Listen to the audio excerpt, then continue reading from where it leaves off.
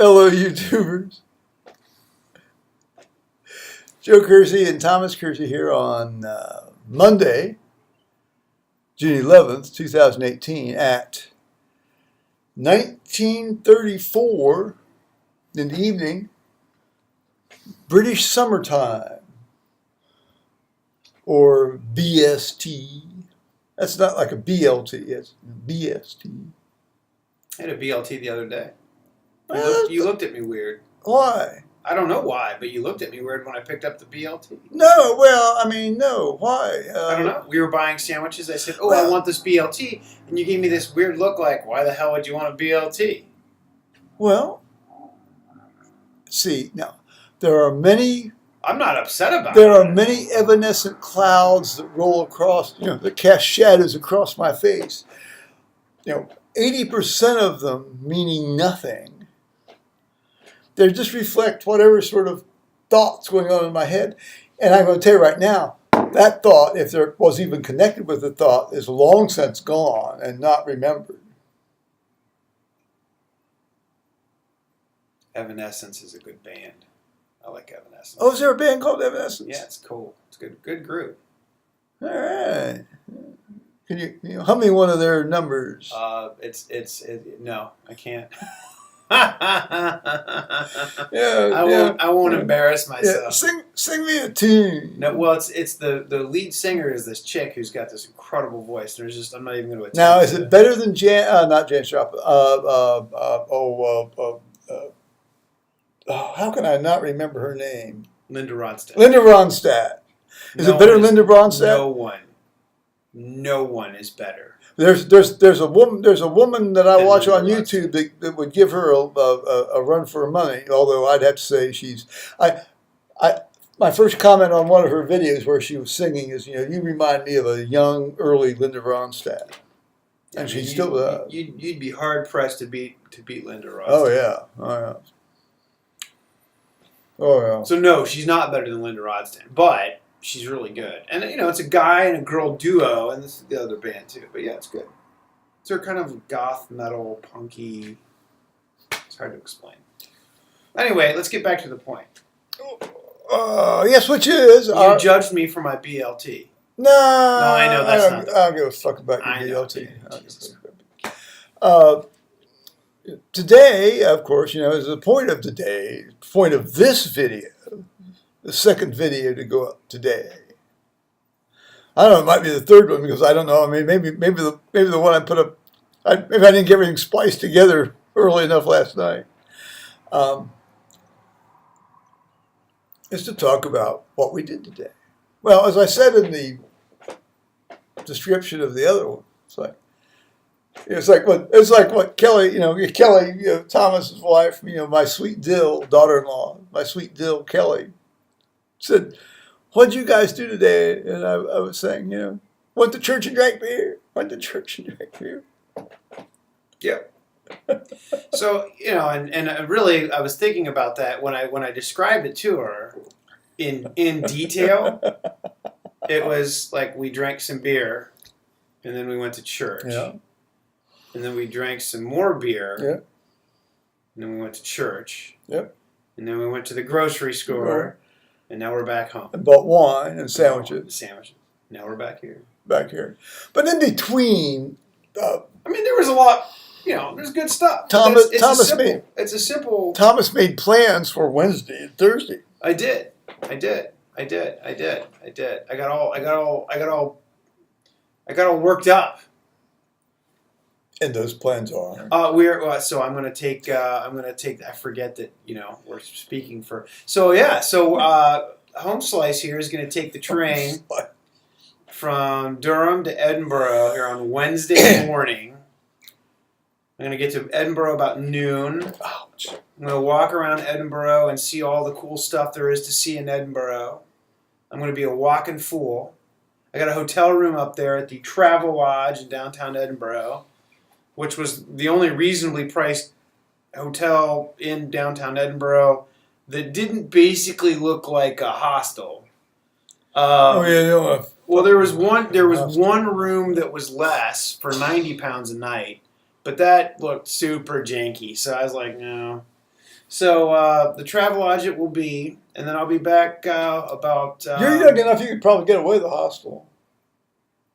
They'd never let me in. I could probably get away with it, but why would I want to? Well, why would anybody, Yeah. regardless of age? I mean, well, in any case, I mean, I could certainly afford a nicer room, but I wanted to go, it's just one night. So, yeah, and I'll be back about 2 o'clock on Thursday then.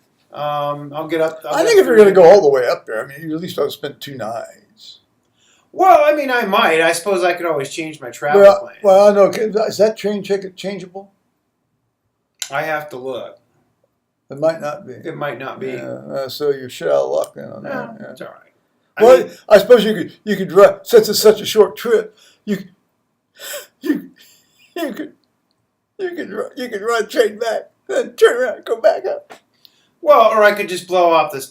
I just blow it off. I mean, it was 17 and a half pounds one way. Really? Yeah. Oh well, I didn't realize that. Yeah. Oh. Well. I mean, the entire train ticket was $17.50 each way. That's cheaper than a bar tab up here. Yeah. So I'm like, the entire round trip cost me less than those 2 bottles of wine that I bought at the bar last night. Oh look, you're wearing a vulva as a hat. Hey, check out my new hat. I'm sorry. Hey, they're gonna kick our ass out of here. We're gonna be walking down to the Premier Inn. Check out before my we new know hat. it. We're not gonna. I got a little loud last night. We're fine. A little loud. I was debating trying to keep moving sideways away from you. I get excited when I'm on Skype. Well, I get excited too. Well, I do. I do. I feel bad for the guy who's pounding on the wall. Well, at least as I said, at least their beds were on the far side of the room. Yeah. They're not. Their heads weren't right up here against this. And it wasn't that. It was like 10:30. Well, listen. If you're gonna build a hotel room, now you don't have to put acoustical tiles in the damn wall. But at least, come on.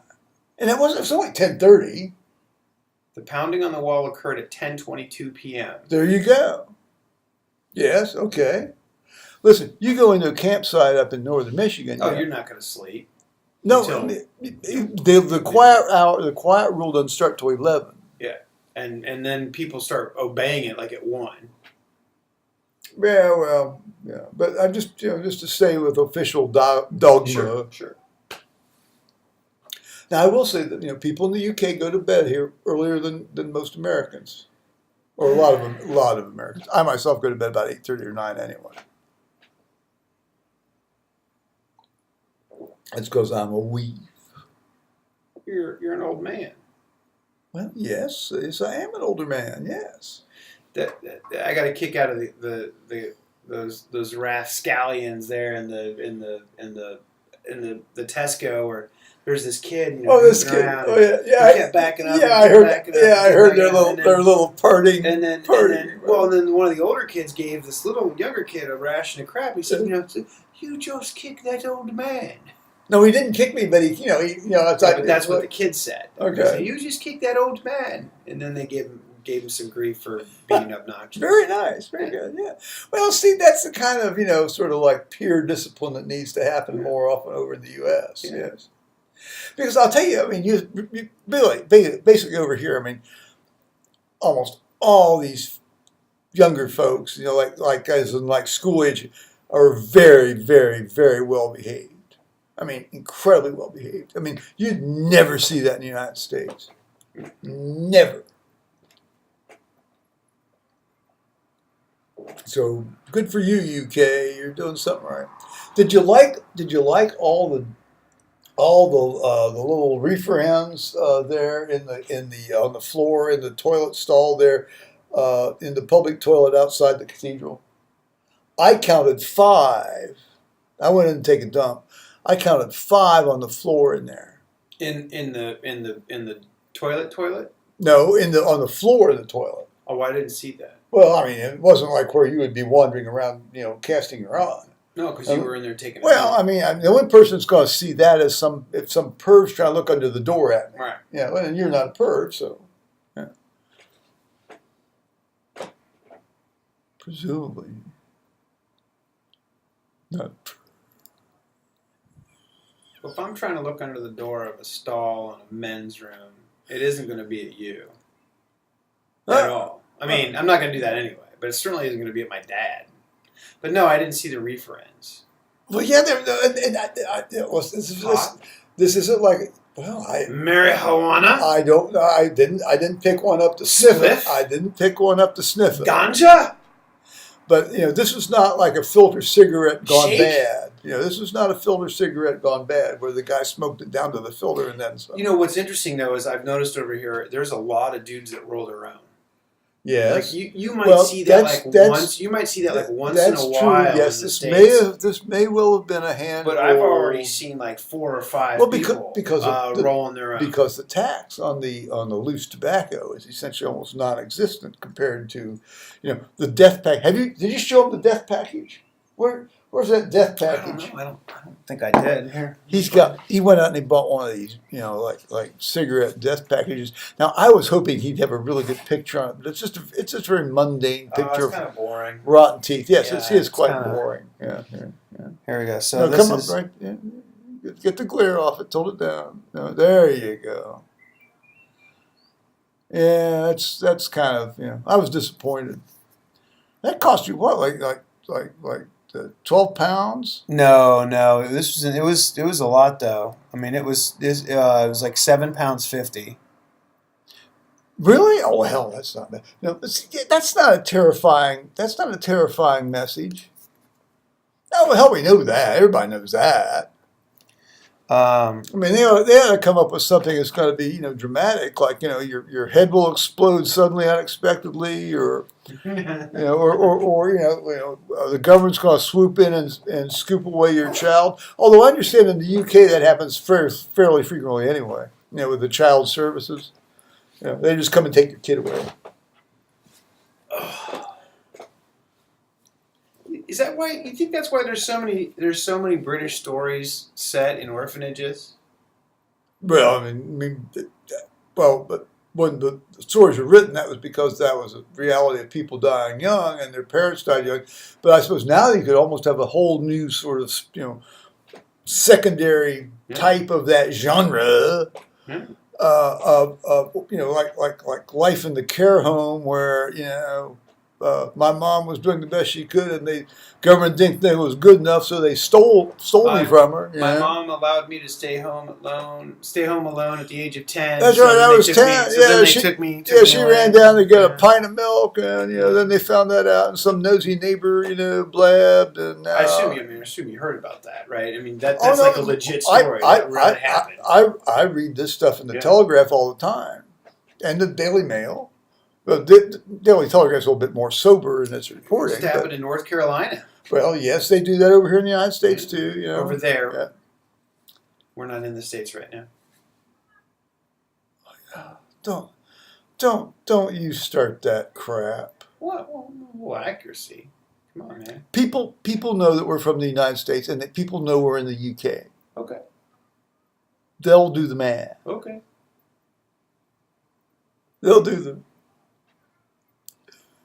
I'm gonna be on you like white on rice, man. You gotta. I know you are. I know you are. Some days I'm up to the full fight, and some days I'm not. If you want me to fight a full and complete mission, you gotta get hold of me about 9:30 or 10, and then yeah. In the morning or in the morning? Oh yeah.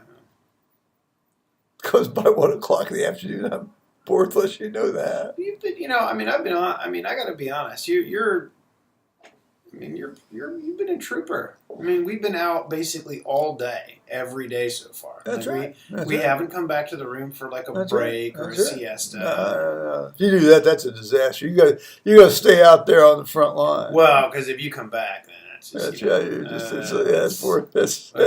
That's the end of the story. Yeah. The motivation to get up again gets right. We've all been there, YouTubers. Now, okay, so you booked your tickets this morning. So I booked my tickets. I booked a hotel. I got super nervous. because that's just how I am physiologically. Well, we all are. But so tomorrow. Apples don't fall. Well, tonight I'm going to put it all together. Tomorrow I'm going to avail myself of the laundry services here at the Radisson Blu. Yes, that will be. Which I'll pay you for. Thank you. But I'll tell you right now, YouTubers, this is a little more expensive than I had, and it's like 2 pounds. It's like £1.50 or £2 for a pair of underwear. I mean, damn. Well, use that bar soap and ask them for an extra toothbrush. They'll set up extra toothbrush. Use that toothbrush to scrub out your behind stuff from your underwear. But so then again, YouTubers, I remind myself that I'm a grown ass man. And then use that hair dryer. And then use that hair dryer. Use that hair dryer. I think the budget can just handle the laundry. Oh, okay. Yeah. I mean, I'm not saying that's a bad thing to do, but I'm not going to do that with like 8 pairs of underwear, not to mention the socks. 8 pairs? Yeah. Hell, we've only been here a week. I've only gone through 2. Well, I haven't. Well, yeah. I'm not even so sure about the second one yet. Well, I mean, hey, I don't like to stink. I don't stink. I like to make sure that I don't smell. I like to make sure that I've got my T-shirts and my crotch. I grew up on a farm. I'm going to tell you right now. I mean, the first thing I smelled in the morning was some one or more of God's creatures having taken a crap somewhere. It just doesn't bother me.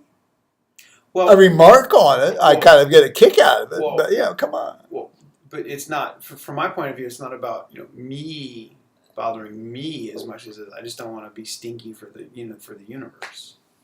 And I get stinky. Listen, I sweat a lot. Well, so do I. But I'm going to tell you, I have a feeling that generally when you've got these guys zipping up and down in their little skinny jeans and things 80 miles an hour, they're not pausing long enough to. It's not like they're dogs. They're going to sniff. Go up and sniff your behind. It's not like those ducks that were fucking this morning. It was more of a duck rape. I mean, it really was. Because the other duck. Like the other guy he was kind of pissed. Yeah, well, it looked like he was getting in line. Well, I think he was kind of pissed. I think he was like, "Hey, I was trying to line up on this," and the poor female duck, she was just like, "What the hell, man?" She was like, "Dude." She was a hot little number, though. Oh, that duck? Yeah. Yeah, that duck ass. Yeah, I know people who'd have done her. There was this guy in high school man. They always found him screwing the sheep at the county fair every year. Are you kidding me? No, I'm very serious. Stories of bestiality. Yes. Right here. Well, yes. His first name was Billy. I won't tell you his last name. He might still be alive. But yeah, the Warren County sheriffs would always go into the sheep barn and find him screwing a sheep during the Warren County Fair. Now, I never did find out how the 4-H, here's this 4-H kid, has raised a sheep, getting ready to exhibit it, and then the night before, the big exhibit, Billy's violated his sheep. Goes in and violates the sheep.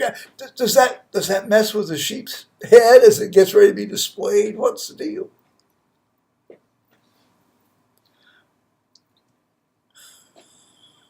Billy. It's probably a school resource officer somewhere down there at Lebanon High School or something. Oh, he might be a prison guard. He might have gotten a job down at the prison in Lebanon, That'd be more appropriate. Yeah. Or maybe he's an inmate himself at this point. That's probably more likely. He was harmless. He just liked to fuck sheep. Wow. Well, the whole family was strange. Well, yeah. They were all inbred. I mean, it was like first cousin marriage city down there on the, back road there outside of Oregonia. It's a sheep humper. Sheep pumper. A sheep pumper. Look at them sheep pumpers. It's like the Fugs. Look at them sheep pumpers. Ain't they? That'd be a great name for like a punk song. Sheep pumper. Well, it's like Sheep pumper. it's like the toad lickers, toad suckers. Look at them toad suckers, ain't they? It's like the Fugs. Haven't you ever heard of the group called the Fugs? F-U-G-S. Yeah.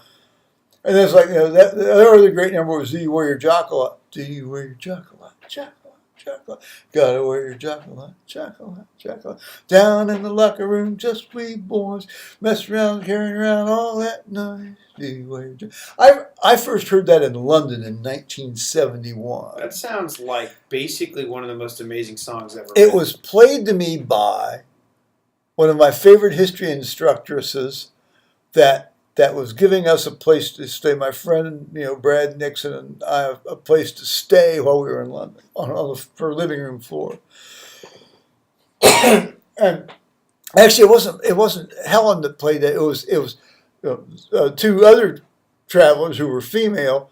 Had it on a tape deck, and they played it for us. We all got sort of doing this in the living room. It was great. That sounds like an amazing song. Then it was like the Swinburne stop. Now, was that the Fugs that did that song? Yeah, and then it was like the Swinburne stop, like da da da da da da nothing, da da da da da da nothing, da da da da da nothing. It was F-U-G-G-S.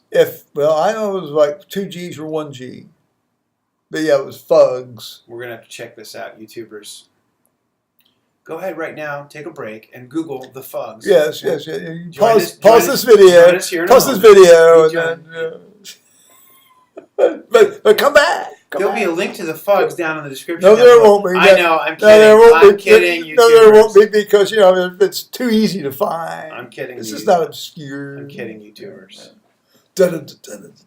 Nothing. The Swinburne stuff, and the reason that Brad liked that, my friend, was because his intention was to go to graduate school and study Swinburne, which he did sort of. For a while. We were talking about this the other day. Yes, we were talking about that just the other night. It's amazing how things come full circle. That's right. Your head is so interesting. Well, yes. The big show's inside my head.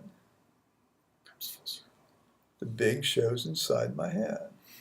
I'm a big boy, Daddy. Take me downtown. Cheers, Pete Christopher. That's what my buddy Pete used to say.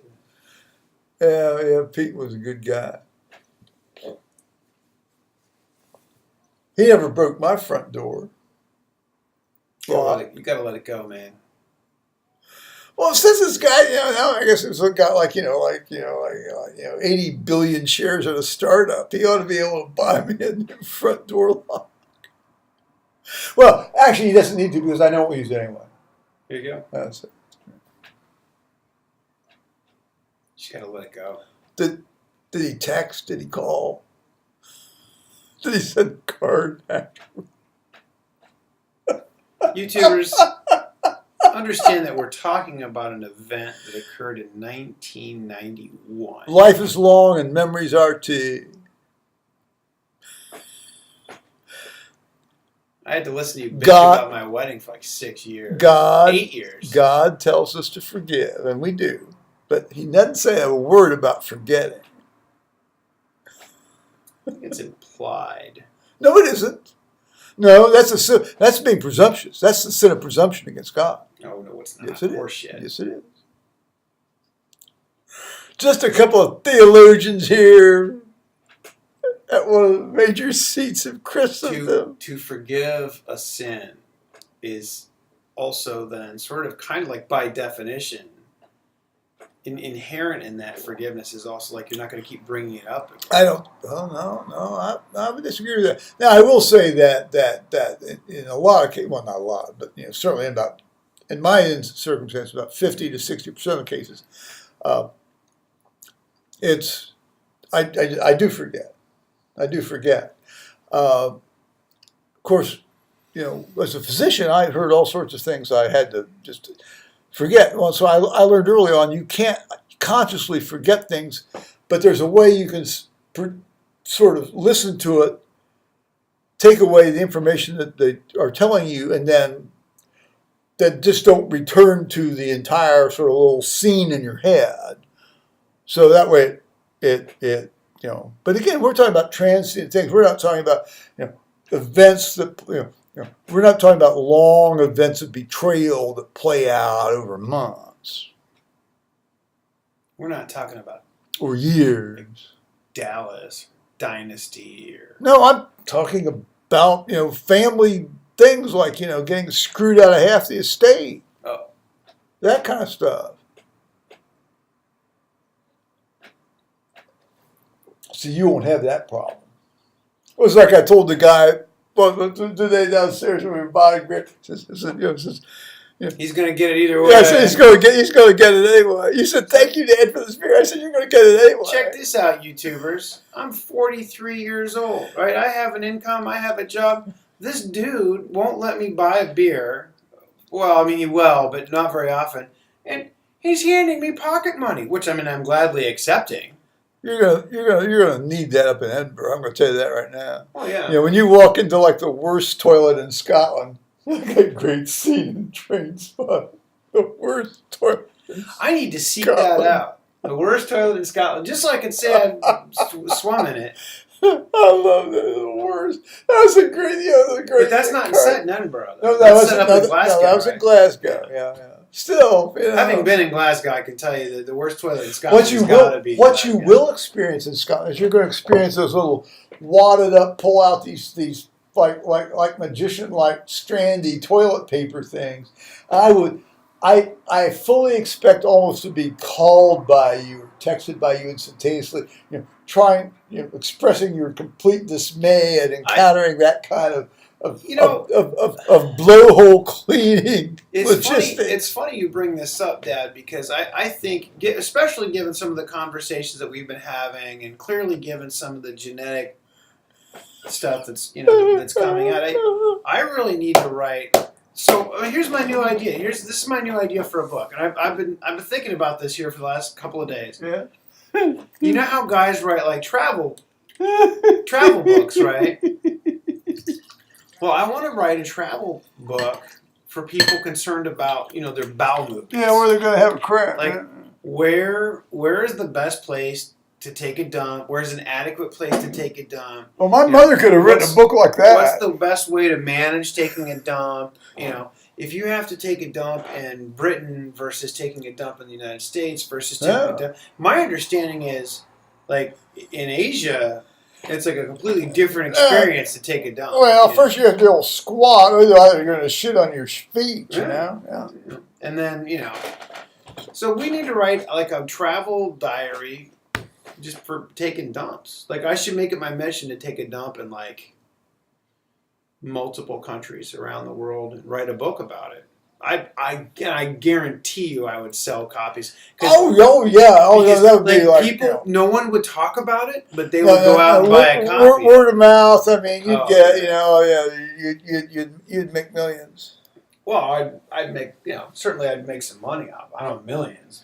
Well, see, when my mother had bad diverticular disease, and so plus she also had like most of her insides getting ready to fall out or wazoo one way or the other, and one of them either blowhole or either ass or vagina, what was left of it, and so when we went to England in 1971, I was over there. I drove around for 17 days. We saw 17 cathedrals in 17 days, and we made it from Canterbury to Ullapool in Scotland. So we were trucking along, and but she, had to, or more accurately, she thought she had to, but turned out not to have to go take a bowel movement.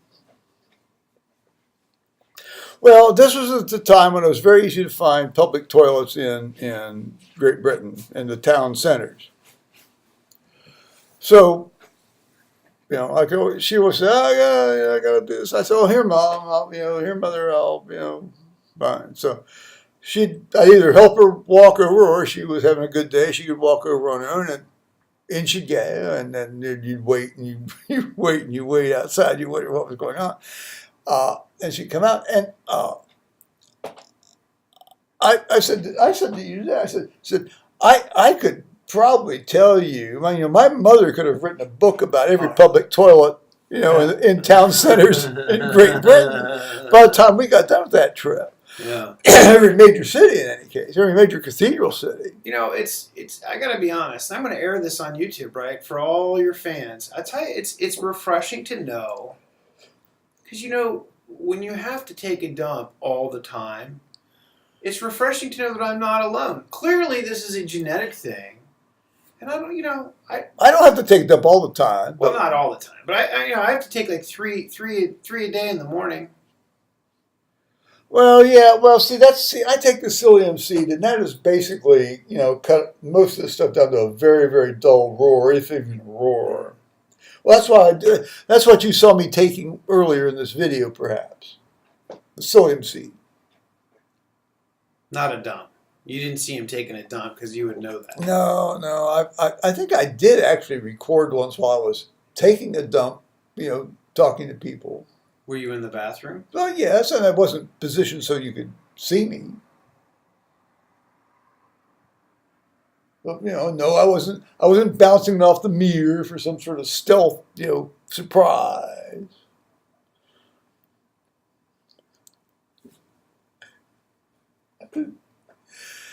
You're very implacable. You're really hard to get a reaction out of sometimes. I know, it's on purpose. I know.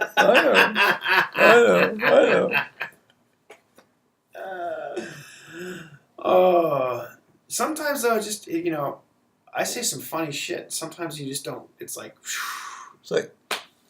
you look like Napoleon Bonaparte with that vagina on top of your head. My vagina. Your vagina. Your Regina. I am the next emperor. I am the next Holy Roman Emperor. I will crown myself emperor with my giant vagina. Hold on, wait. No. There we go. Yeah, don't even try to regulate it by looking at what's going on in the screen. I am Napoleon.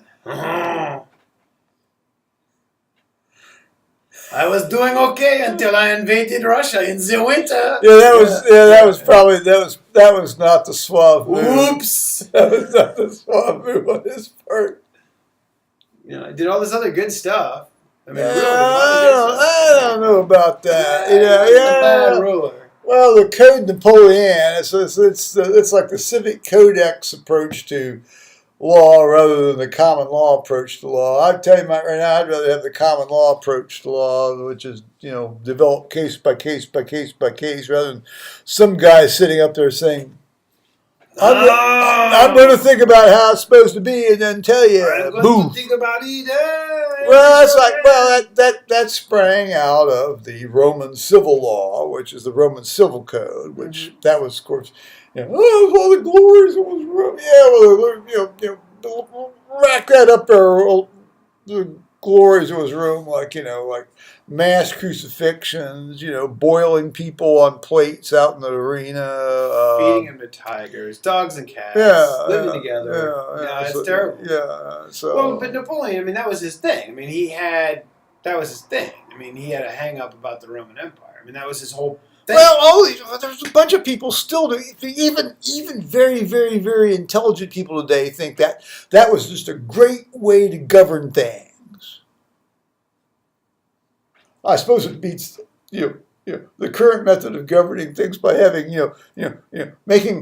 carving things up into small countries and calling them which are basically tribes, and then having them fight each other, which is what's going on now over there. The thing about the Roman Empire was that it was really great, and their government really worked. Well, it did keep peace until it didn't. Until it didn't, yeah. And like all governments that are essentially tyranny, that are, well, yeah, your point you're reading is like, it worked until it didn't work. It was like the Soviet Union. It worked until it didn't work. Yeah. It's like communist China. Yeah. It works until it's not going to work. Right. And so you can debate, and I know that you can debate. Human freedom eventually is going to fucking win. Well, you can sit and debate about all the various reasons for the decline of the government and all this stuff. But my argument for the lesson to be learned about the Roman Empire is that when you put too much power in the hands of too few people, Yeah. it's eventually going to fail. There you go. Right? I mean, that's the essential lesson from the decline of the Roman Empire. You heard it here You can't like put- 8. You can't put. Now I can get super judgy about it and expand on that, but really is you can't trust people. Isn't it? You can't trust small numbers of people or one person to have too much power because they're going to fuck it up. Pardon my French, YouTubers, they're going to screw it up. So there it is. Yes. Yes. There's see, that was the thing about when you took philosophy and you were going to read Plato's Republic. So I'll read Plato's Republic along with him. And I got about 80, 90 pages in. I thought, this is bullshit. This is just one of these things. It's just an argument for an enlightened dictatorship, and so it all depends on who the damn dictator is. Exactly, and that's really the thing is like so. But there's all these bullshit. There's all these great historical examples and thought experiments about enlightened dictatorships, and they're great. They're great when they work. What's the British government right now? What is the essence of the British constitutional system? Leaving aside the monarch, who would be the last great hope, if anything, really what they know. I know the answer that you want me to produce. Well, I don't know. The way I would best describe it would be sort of a Republican dictatorship. Well, I was going to say it's an elected dictatorship. Yes. Yeah. I mean, but of many. Well, what did you think I wanted you to say? An elected dictatorship. Well, it's an elected dictatorship. But I think it's important to see it's a dictatorship of many, not few. All right. Fair enough. Fair enough. Although the way the government works is you got to form enough coalitions and. Well, but see, that's because conservatives don't have a clear majority now. If they had a clear majority, it'd be like during the Blair years. It was like. That's like you don't need You don't need those other votes. You don't need to form an alliance with another party. Yeah. You don't need to wheel a deal. And plus, unlike our Congress, where if a so-called backbencher, what would be the equivalent of a backbencher in our Congress, wanted to, in the interest of getting reelected in his district, wanted to vote against some thing being proposed, and they said, you need to vote for this, and he'd say, screw you. I'm a representative in the U.S. Congress. I'll vote any way I want. Yeah. See, and that's different than what. Plus, generally, well, I think almost without exception, all of our representatives live in their constituencies. Well, yeah, they're not flown in from wherever. No, that's a whole other separate. Well, hold on. Let's not go down that road for a second because we'll revisit your. You're also forgetting though that we have a two-party system, and that has its own benefits and drawbacks. Yeah, so is Britain. For the most part. But see, two-party system doesn't matter as long as you have the first past the post electoral system. Yeah, Britain has yes, it's a two-party system. It is, but the first past the post electoral system drives things to a two-party system. Yeah. Now, if you consolidate like 3 or 4 districts together, and then you do like a proportional representation thing, like Australia does, then you may get a little bit more, true representation of what people really want going on in their country.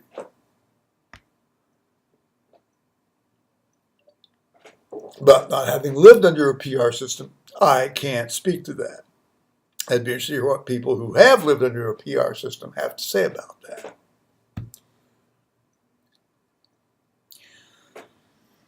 It's always intrigued me as a very, very interesting idea. Yeah, well, I mean, it's the way, but well, all right. Well, we can go down that rabbit hole. But the way our Constitution is written is it basically it sets it up for a two-party system. Yes. I mean, that's just it's implied.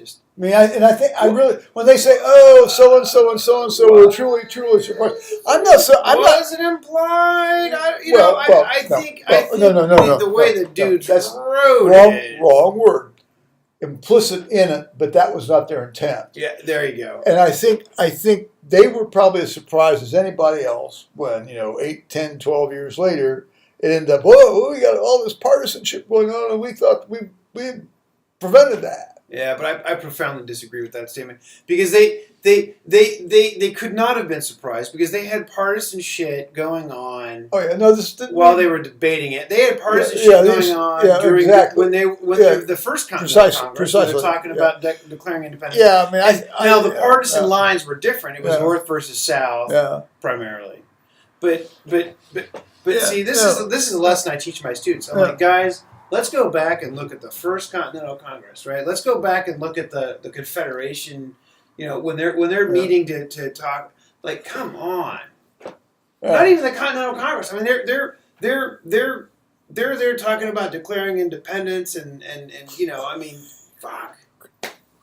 We're gonna get us just kicked out. We're gonna get our asses kicked out of here. But I'm not that loud. No, you're not. No, you're not. And no, you're not. And you know, it's like political theory here. I like this. I like a political. So theory anyway, channel. so I tell my students, right? You want to find the roots of the Civil War. Go back to to the Continental Congress. Yeah. Because from that moment forward, you could already see the divisions between slave and non-slave. Wouldn't you just colonies. like to go back and find that Dutch sea captain that brought that load of slaves over to Jamestown and just beat the snot out of that guy and say, you know, you motherfucker, you're not going to do this to us. You're not going to do this to us over here. Yeah, but you know what, though? The thing is that even before he brought that load of slaves over, there were already free blacks, free Africans, free black people. Well, black people. And then well, free-ish black indentured servants and slaves. Where? In Jamestown. Well, yeah. Before he brought that load over. Yeah, but he was offering for sale. See, that was the different. You know, this was chattel slavery. That was a new thing. Right. Yeah. Well, it was a new thing in North America. Yes, a new thing in North America. Yes. You know, most people don't realize that like 90% of the Africans that were imported from Africa never came to North America. They went to the West. They went to the West Indies. Well, the Caribbean. Yeah, you talk about you know, not a happy place to be, the sugar plantation. Well, we were talking about that with Tal and JFK. Mm-hmm. Yeah. Mm-hmm. Yeah. He was from Caribbean. Dude was an interesting guy. Yeah, he was very. No. He wasn't from the. He lived on Barbados, but I don't think he was from there. Well, his background was that. And then he spent time in Guyana. I think, in retrospect, what an interesting guy. Yes, in retrospect, thinking upon Cal and that encounter. Tal, yes, T-A-L. I think Tal was probably the consummate con man.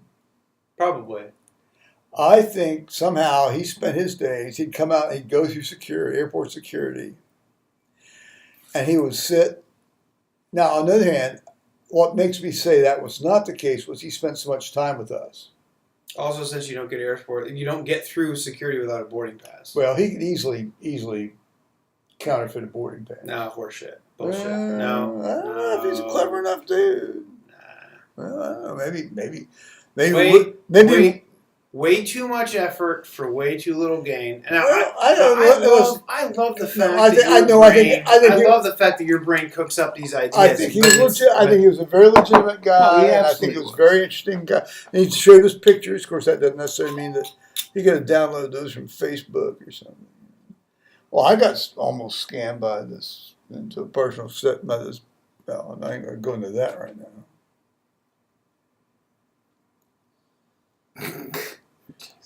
Thomas is getting data off his phone. Golly. Well, God bless her. Did you talk to her? No. She's just sending me pictures. Oh, okay. I'll show you later. Well, not now. I mean, no, we're yakking to the folks here on YouTube.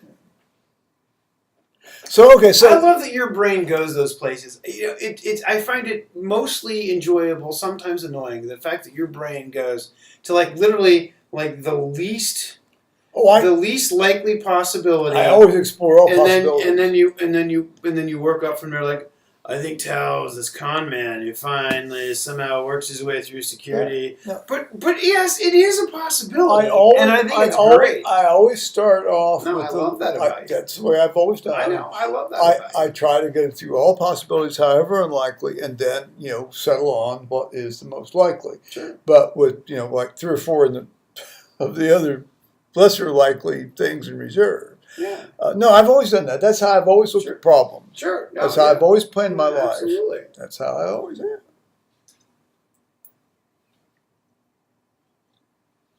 It's worked for me. Well, you're It not has. dead. You're not dead. You're Listen, I've been able to sit on my ass since age 39. Yeah. Doing exactly what I want to do. I don't think there are too many people who can say that, except that they're on welfare or sort of like terminally problematic. Yeah. Yeah. All right. Not been a drain on society.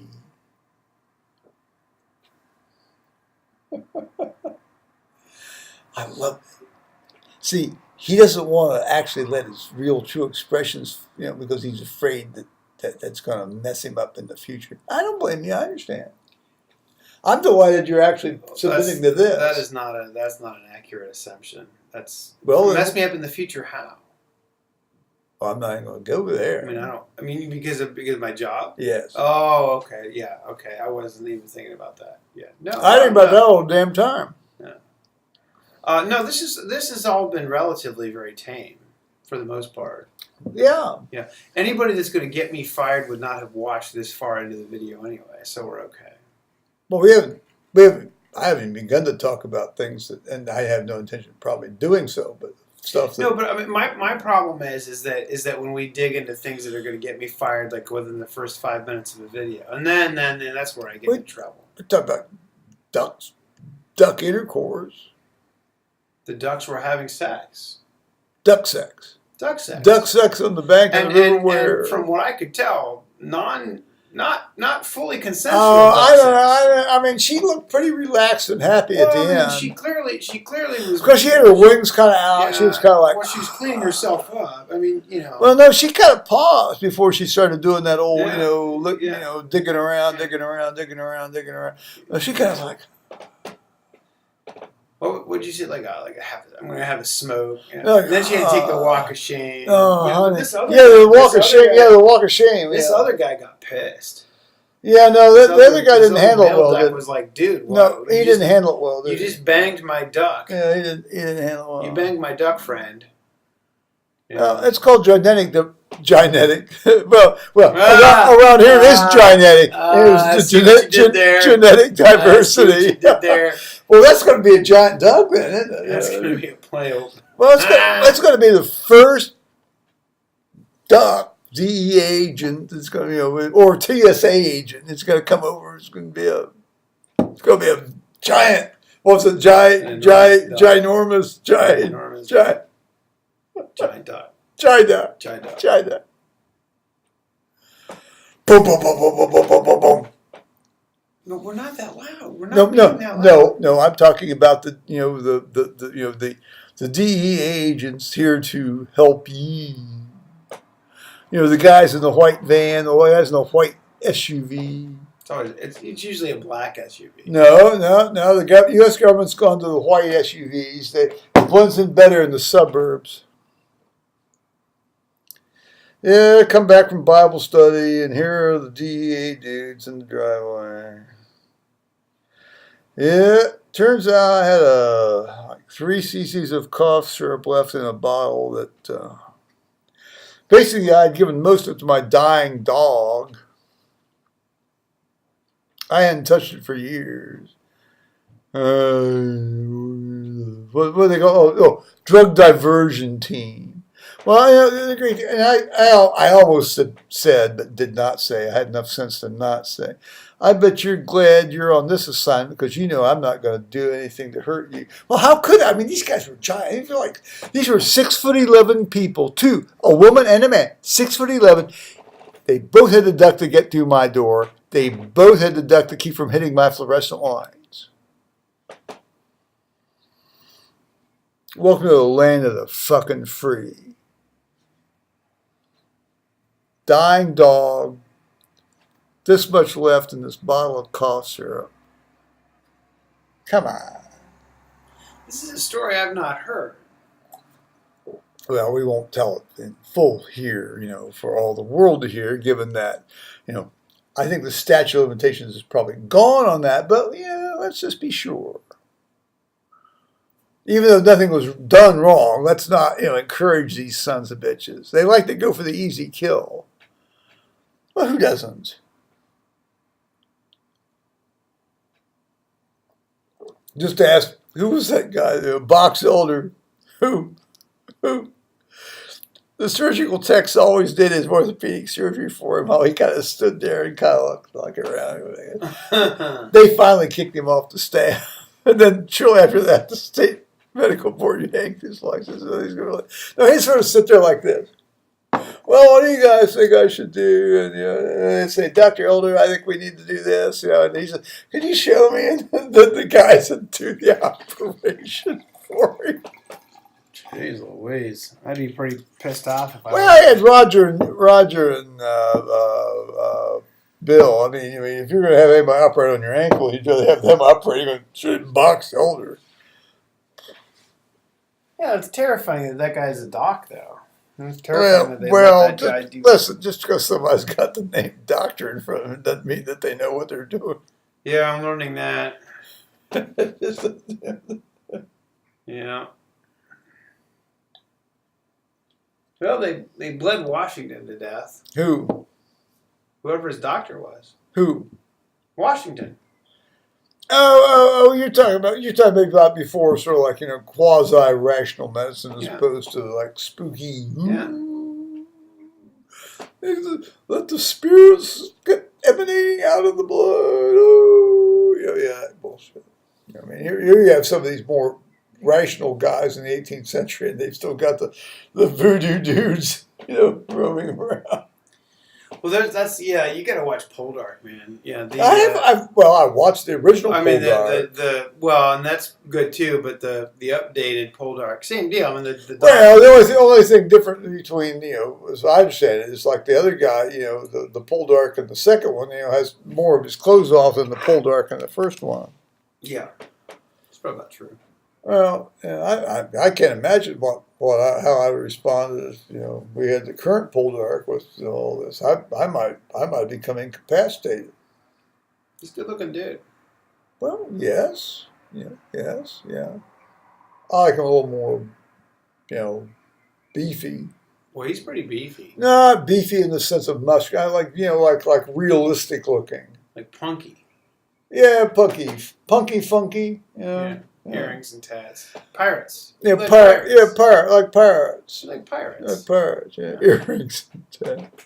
You do. You like pirates. I mean, shit. Well, this is no wonder you like it here in Durham.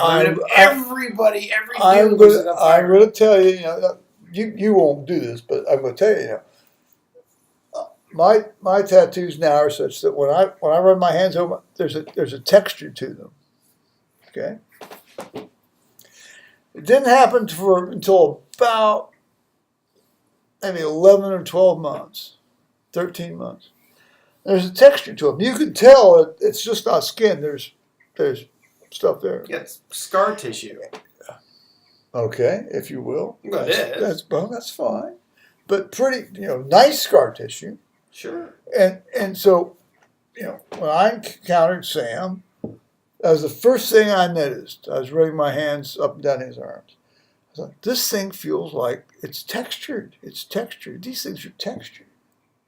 And that's when I started to change my whole attitude toward tattoos, or tattoos, as the Australian guys pronounce them. Which drives Lou's nuts when I call them tattoos. Tattoos. Tattoos. I'm going to have some tattoos. Tattoos.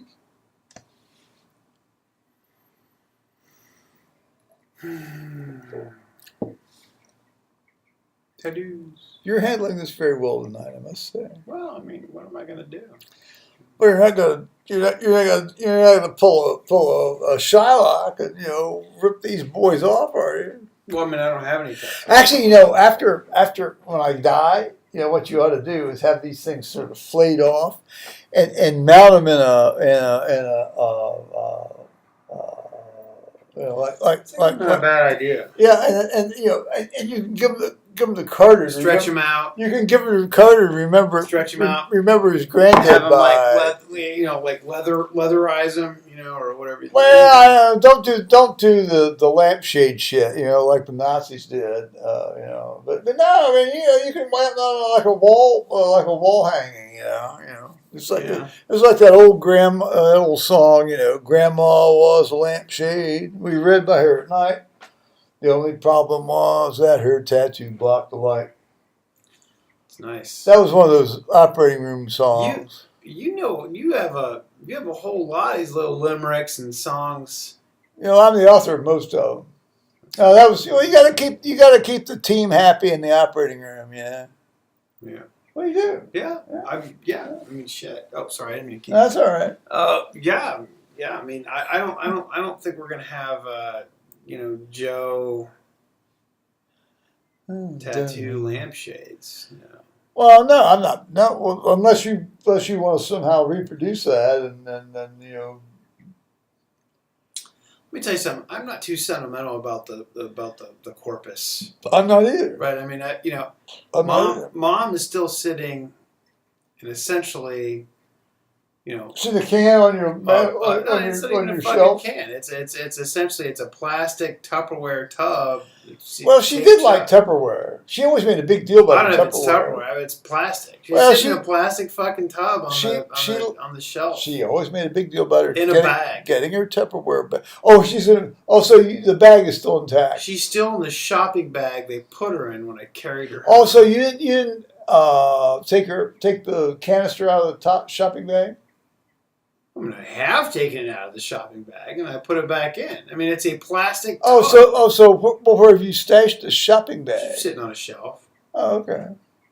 Well, that seems reasonable. It's ashes, man. Yeah. Well, I want you fairly. I mean, I need to do something with them. I mean, I'm not trying to be disrespectful. Yeah, I want you. Well, I know you're not. Well, but I mean, I know you love your mother. Everybody gets all upset about that. Like, what? What? No. Your mom's still sitting around. This is so standard. I'm like, yeah, she's still sitting around. What am I supposed to do with her? It's like Ed Hunter. I mean, it's basically any more. You'd have to get an act of God to get somebody have a funeral at the U.S. Episcopal Church within 5 days of the death of the protagonist. It's a lot of it has to do with getting the family in and all this kind of stuff, and letting people write if they're gonna speak, write their stuff and getting the rector to approve it and this kind of thing. Long after this was all over, I found some written notes, and I had apparently done pretty much the exact opposite of what she, at least according to these written notes that she'd written back in, I guess 2000 something, early 2000s. But basically, I'd done pretty much the exact opposite of what she wanted, right? She said, I do not want any sort of a wake or visitation. Because I think she was envisioning like an open casket. Well, no, one of those big scenes. But her notes were like, I would be certainly happy with some sort of a religious ceremony. Yeah. Which, of course, is the exact opposite of what we did and what I assumed she wanted. And then again, you didn't do it. You didn't. Did you do anything? No, we had a visitation hours. Oh well, yeah, okay. Yeah, we had a visitation. Yeah. Lots and lots and lots. Of well, so you haven't done the interment yet. No, her ashes are sitting on my shelf. Right. So yeah, maybe we'll do an interment. Maybe I'll just go out and dump them outside of Denny Hall. We're gonna pause here for a while, dudes. We'll be back.